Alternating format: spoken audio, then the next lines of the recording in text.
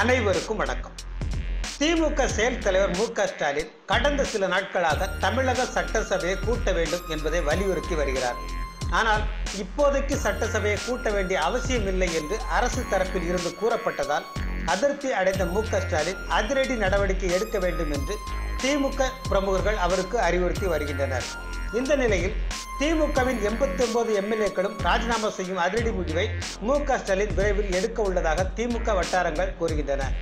2/3 எம்எல்ஏக்களுக்கு மேல் ராஜினாமா செய்தால் ஆட்சி கலைந்துவிடும் என்பதால் ஸ்டாலின் இந்த அதிரடி நடவடிக்கையை எடுக்கலாம் என்றும், ஜனாதிபதி தேர்தலுக்கு பின்னர் ஸ்டாலின் இந்த நடவடிக்கையை எடுக்க திட்டமிட்டுள்ளதாகவும் கூறப்படுகிறது.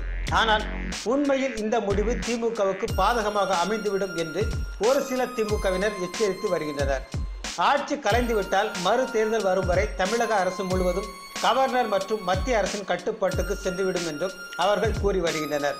மேலும் வரும் சட்டமன்ற கூட்டத்தில் திமுக தலைவர் கருணாநிதி கையெழுத்து போடாவிட்டால் அவருடைய எம்எல்ஏ பதவி பறிபோகவும் வாய்ப்புள்ளது என்றும், அதுபோன்ற ஒரு நிலைமை வராமல் இருக்க ராஜினாமா முடிவுதான் சரி என்றும் இன்னொரு தரப்பு கூறி வருகின்றனர். நன்றி.